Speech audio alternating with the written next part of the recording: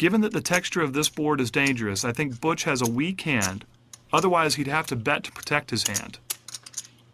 I've got top pair here, so I should bet to protect my hand, right? Well, actually, I'm going to check. Let me explain. First, I'm very confident that my short-stacked opponent, KW, will make a bet at the pot even if he didn't hit this hand. Second, I've got the flush draw and a backdoor straight draw, which gives me a ton of outs even if I'm beat. If I only had top pair with no outs, I'd bet to protect. Remember, poker's a game of situations, not hard and fast rules.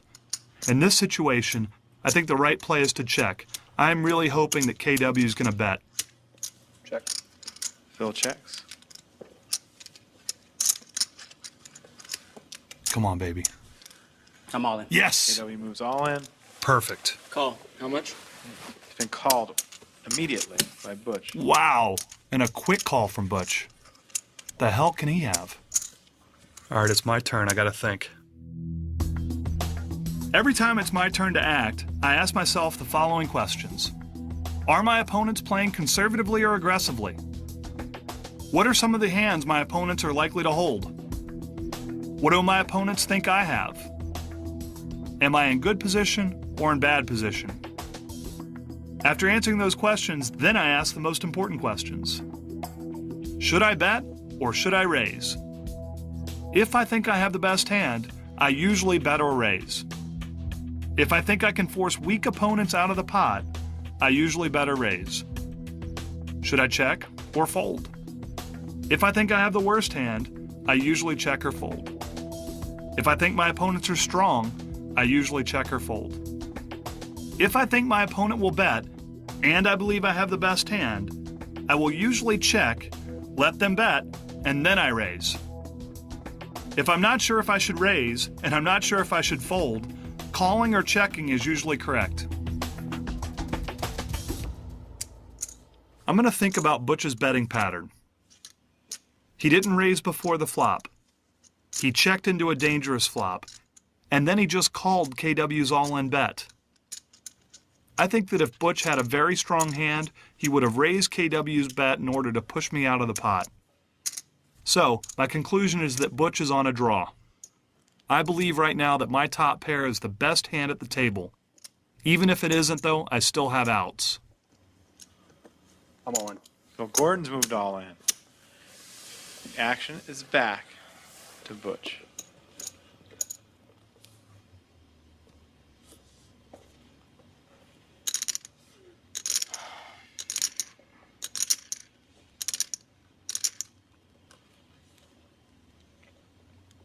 My raise knocked his hat off. Butch is probably starting to feel the pain right now of playing too many starting hands.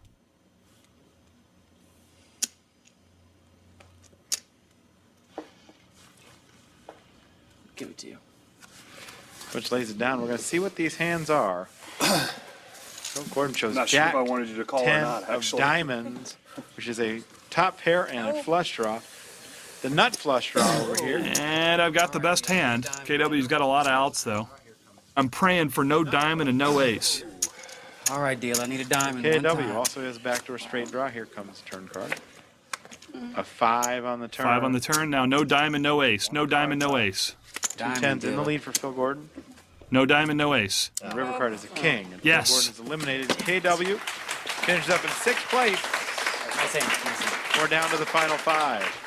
1 down, 4 to go. Can't believe that. I would have won the hand again. Well, then I By guess- taking the time to think, I correctly checked my top pair to KW and correctly pushed Butch out of the pot by re-raising all in.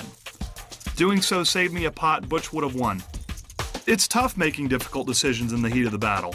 You've got to slow yourself down and take the time to think. Take the time to ask yourself questions before deciding to raise, fold, or call.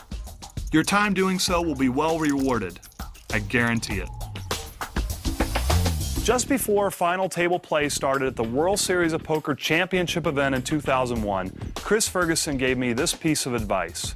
Anytime there's a significant change at the final table, take a few minutes to figure out how the dynamics of the table have been affected.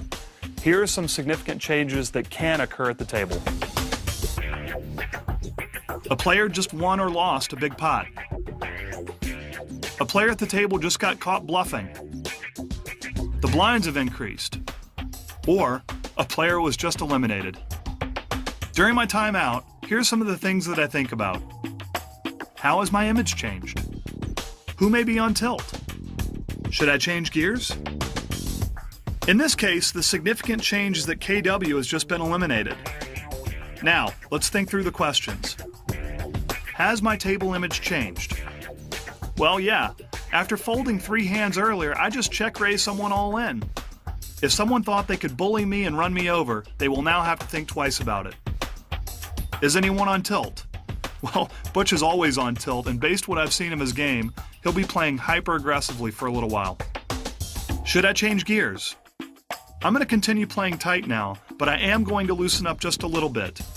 After a player's been eliminated, the blinds come around just a little bit faster, and it should force you to play more hands. Remember, take timeouts when the table dynamics change significantly. Also, remember to take your own timeouts as needed when watching this DVD.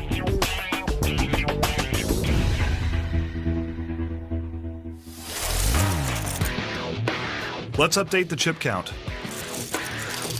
KW is taking home about $100,000, and Harmony, Bruce, and I are running neck and neck.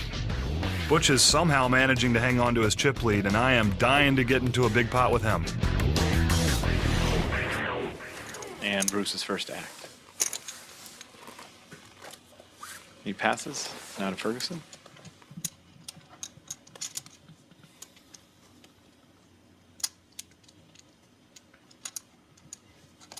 And Chris leads out for 40,000. Chris might be trying to steal the blinds from late position. Butch passes now to Phil Gordon. If Chris is on a steal, I'm going to let him have this one. I'm going to stick to my game plan of playing tight. When the time is right, I'll switch gears. Phil lays it down. Back to Harmony, who calls. I'm going to put Harmony here on 2 high cards or maybe a medium pair. First 3 cards are 9, 5, 5. 9, 5, 5. Check. Harmony checks it.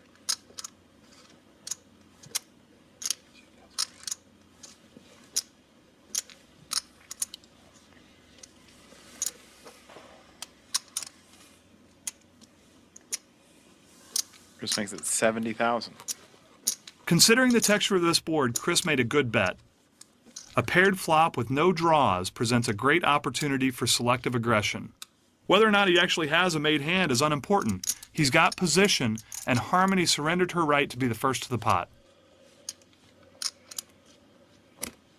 Not worth it.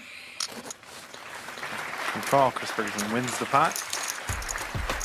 Harmony's check on the flop indicated weakness, and so Chris pounced on it with a decent-sized bet. I'm sure Chris remembered that Harmony check-raised Bruce a few hands ago, but that did not stop him from betting out. When someone checks to me, I don't fear a check raise. I use the power of my position, and I bet aggressively.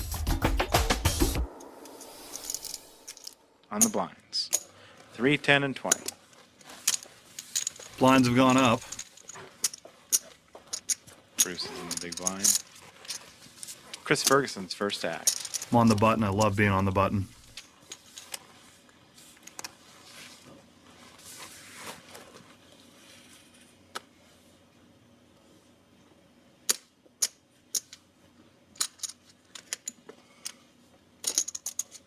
Call.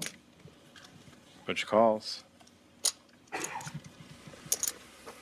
Because Butch plays too many starting hands, I'm going to raise right now.